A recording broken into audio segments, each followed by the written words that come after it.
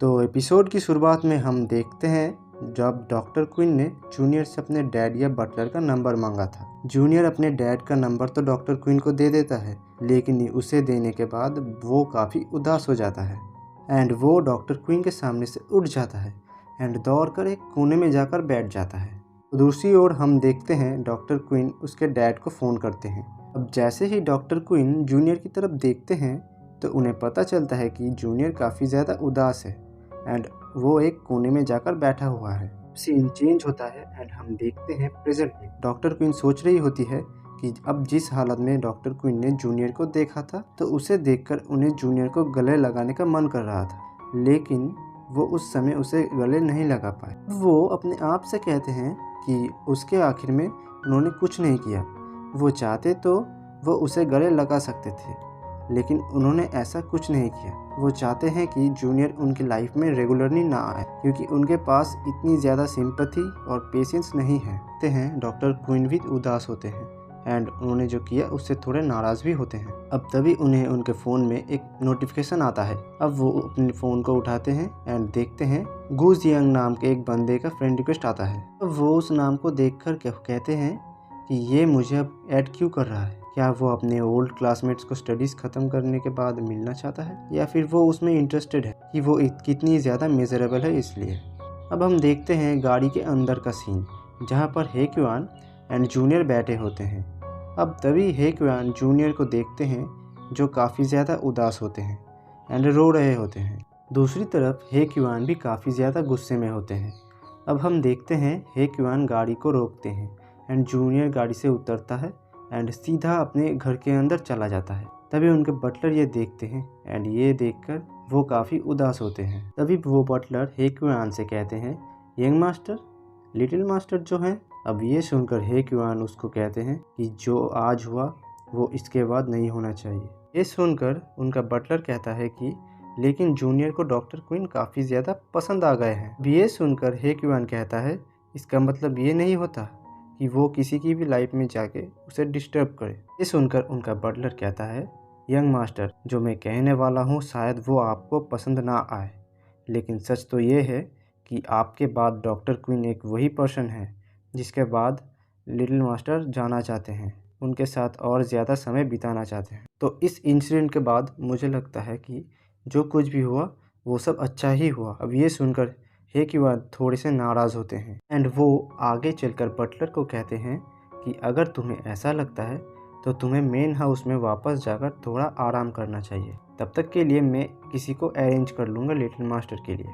अब हमारा scene change होता है और हम देखते हैं हे क्वान अपने काम कर रहा होता है, लेकिन तभी उन्हें कुछ चीज़ों की टूटने की आवाज़ आती है। अब हे क्वान अपने आप से कहते हैं मैं अभी जस्ट काम करने के लिए बैठा था, लेकिन ये दोबारा से हो रहा है। अब हमारा सीन चेंज होता है।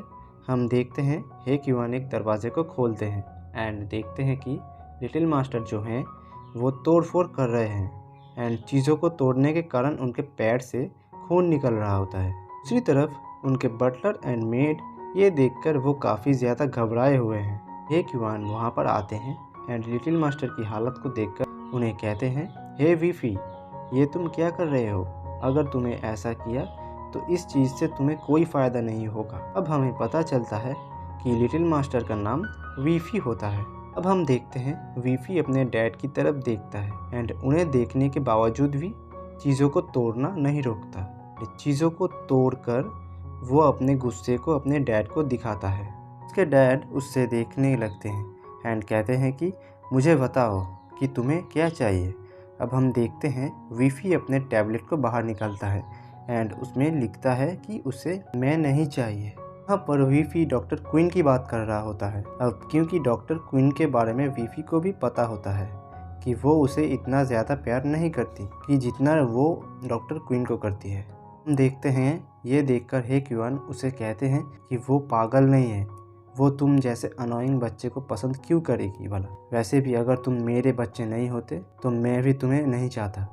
अब हे क्वान वीफी को कहते हैं तुम्हें मुझसे बात करने से पहले अपने आप को देखना चाहिए कि तुम क्या कर रहे हो। अब ये सुनकर वीफी और ज़्यादा गुस्से में आ जाता है तभी हम देखते हैं हे क्यूआन वीफी के पैरों पर बैंडेज लगाते हैं। अब वो उसके सामने बैठे होते हैं एंड उसे कहते हैं मेरी बात ध्यान से सुनो, ये तुम्हें ऐसा नहीं लगता कि तुम्हें अपने डैड की मेहनत की कदर करनी चाहिए? अब ये सुनकर वीफी अपना सर दूसरी तरफ मोड़ लेता है। इसे देखकर हे क्यूआन वीफी से कहते हैं कि मुझे बताओ कि तुम्हें आखिर क्या चाहिए। ये बेस्ट अपॉर्चुनिटी है तुम्हारे लिए एक बातचीत को शुरू करने के लिए। अगर तुम फिर से तोड़फोड़ शुरू करोगे तो कोई भी तुम्हारे बातों को अनकंडीशनली नहीं मानेगा। मेरी डिमांड जो है वो काफ़ी ज़्यादा हाई नहीं है, इसीलिए अगर तुम मुझसे कुछ मांगना चाहते हो तो उस चीज़ के बदले में तुम्हें मुझसे भी एक प्रॉमिस करना होगा। तुम ये चीज़ नहीं समझ पा रहे हो तो कोई बात नहीं, ऊपर जाओ एंड अपने रूम में अपने आप को देखो। अब ये पहली बार ये सुनकर वीफी अपने डैड की तरफ देखता है। वो वापस से वीफी अपने टैबलेट पर लिखता है कि उसे डॉक्टर क्वीन अपने साथ चाहिए, यानी कि वो चाहता है डॉक्टर क्वीन हमेशा के लिए उसके साथ रहे। अब ये सुनकर हे क्यूआन उसे कहते हैं कि अगर मैं तुम्हारी ये विश पूरी करता हूँ तो तुम मेरे लिए क्या करोगे। अब वीफी वापस से अपने टैबलेट पर लिखता है वो उनके लिए अगर ऐसा करेगा तो वो वापस से स्कूल जाएगा। ये सुनकर हे क्यूआन उसे कहते हैं कि किंडरगार्टन जो है वो तुम्हारे लिए एक वेस्ट ऑफ टाइम है। तुम्हारा आईक्यू जो है वो काफ़ी ज़्यादा तेज़ है और इसके साथ ही ये करना यूजलेस होगा क्योंकि तुम कभी बोलते नहीं हो। अब यहाँ पर हमें पता लगता है कि वीफी जो है वो बोल तो सकता है लेकिन वो बोलना नहीं चाहता। हे क्यूआन वीफी से कहते हैं इसके बारे में तुम्हारा क्या ख्याल है? तुम हर रोज़ मुझे 3 सेंटेंस बोलोगे एंड हर सेंटेंस जो होगा वो 10 वर्ड से ज़्यादा का होगा। अब ये सुनकर वीफी शर्माने लगता है। ऐसा करते देख हे क्यूआन उसके सर पर हाथ रखते हुए कहते हैं तुम्हारी उम्र के बच्चे अपने डैड को कम से कम डैड तो कहते हैं, लेकिन मैं दूसरी तरफ मुझे देखो, मैं तुम्हारे जैसे परेशानी खड़े करने वाले बच्चे के साथ फंस चुका हूँ। अब वीफी कोई रिप्लाई नहीं देता, जिसके बाद हे क्यूआन उसे कहते हैं ठीक है, अगर तुम ऐसे ही ज़िद्दी बनना चाहते हो तो तुम ज़िद्दी बनो, मैं तुम्हें अपनी बात मनवाने के लिए फोर्स नहीं करूँगा। मैं और ज़्यादा मेहनत करूँगा और इतना पैसा कमाऊंगा कि तुम उस पैसे को जितना मर्जी उतना वेस्ट कर सको। और कोई अगर तुम्हारे सामने बोलने की कोशिश करे तो तुम उस पैसों से उसका मुंह बंद कर सको। अब हमारा सीन चेंज होता है एंड अब हम डॉक्टर क्वीन को देखते हैं जो कि कहते हैं उन्होंने इस हफ्ते काफ़ी ज़्यादा काम किया। उन्हें हर दिन एटलीस्ट 2 ऑपरेशंस को संभालना पड़ा, जिसके वजह से उनको शेड्यूल जो था वो काफ़ी ज़्यादा टाइट हो गया था। डॉक्टर क्वीन अपने आप से कहते हैं कि उन्हें लगा था कि ये हफ्ता काफ़ी मुश्किल भरा होगा, लेकिन ये हफ्ता भी बिना कोई प्रॉब्लम के निकल गया। डॉक्टर क्वीन अपने फ़ोन की तरफ देखते हैं एंड उन्हें पता चलता है कि 9 ऑलरेडी बज चुके हैं। तभी हम देखते हैं उनके फ्रेंड डॉक्टर यांग का मैसेज आया हुआ है। अब वो जैसे ही मैसेज को पढ़ना शुरू करते हैं तो उन्हें पता लगता है कि उनके फ्रेंड ने उनसे पूछा है कि क्या वो पार्टी में आ रही हैं। ये वही पार्टी थी जिसके बारे में मैंने आप लोगों को पिछले एपिसोड में बताया था। मैसेजेस में लिखा होता है डॉक्टर क्वीन क्या तुम पार्टी में आ रही हो? वैसे मेरे हिसाब से तुम्हारे लिए अच्छा यही होगा कि तुम पार्टी में ना आओ। गू जियांग एंड ये क्वीन जो है वो काफ़ी ज़्यादा एनोइंग है एंड ये क्वीन जो हैं वो काफ़ी ज़्यादा शो ऑफ कर रहे हैं कि आज वो कितने बड़े पोस्ट पर हैं।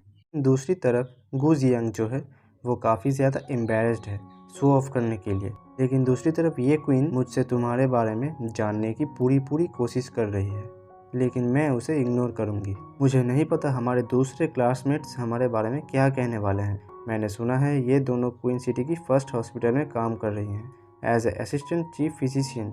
दोनों बेशरम मुझे काफ़ी ज़्यादा गुस्सा दिला रहे हैं। अब हम देखते हैं इतने सारे मैसेजेस को देखने के बाद डॉक्टर क्वीन को पछतावा होता है और तभी उनके साथी डॉक्टर उन्हें पुकारते हैं, लेकिन डॉक्टर क्वीन उन्हें इग्नोर कर आगे बढ़ जाती है। डॉक्टर क्वीन अपने आप से कहती है कि वो अब 26 साल की होने वाली है, लेकिन वो अब भी सिंगल है। यहाँ तक बात करी जाए उनके करियर की तो वो अभी तक करियर में उतनी ज़्यादा सक्सेसफुल नहीं हुई। उनके क्लासमेट्स जो कि उनसे अच्छे नहीं थे पढ़ाई में, वो आज असिस्टेंट चीफ फिजिशियन की नौकरी कर रहे हैं, वो भी वेल नोन हॉस्पिटल्स में। सब वो लोग तभी कर पाए जब वो लोग अब्रॉड से पढ़ कर आए। से ही मैं स्कूल से ग्रेजुएट हो गई थी, उसके बाद से ही मैंने काम करना शुरू कर दिया था। मैंने अपने खाली समय में अपनी पढ़ाई को जारी रखा। मेरे पास मेरी क्लासमेट से ज़्यादा clinical experience and medical skills हैं, लेकिन अभी भी मुझे देखो, मैं इतने बड़े पोस्ट पर नहीं हूँ। मैं अपने काम को स्लोली आगे बढ़ा रही हूँ। वो भी एक छोटे से हॉस्पिटल में एक फिजिशियन की जॉब कर। इसी पछतावे के साथ डॉक्टर क्वीन अपने टेबल पर बैठते हैं। पूछती हैं अगर उन्होंने उस दिन उस अपॉर्चुनिटी को लेकर बाहर जाकर पढ़ाई करने के बारे में सोचा होता तो वो आज क्या होती और किस पोस्ट पर होती। अब हम देखते हैं दरवाज़ा खुलता है एंड दूसरी तरफ डॉक्टर क्वीन अभी भी पछतावे में होती हैं। डॉक्टर क्वीन कहते हैं कि इन डॉक्यूमेंट्स को इधर ही रख दो, मैं इन डॉक्यूमेंट्स को बाद में साइन कर लूँगी। अब ये सुनने के बावजूद भी जो आदमी उनके सामने खड़ा होता है वो कुछ नहीं कहते। डॉक्टर क्वीन को समझ में नहीं आता कि आखिर उनके सामने कौन है। से ही वो अपने सामने देखते हैं तो उन्हें पता चलता है कि उनके सामने हे किवान खड़ा है। इसी के साथ हमारा ये एपिसोड यहीं पर ख़त्म हो जाता है। इसका नेक्स्ट एपिसोड देखने के लिए चैनल को सब्सक्राइब ज़रूर से कर देना। मिलता हूँ आपसे नेक्स्ट वीडियो में, तब तक के लिए बाय बाय।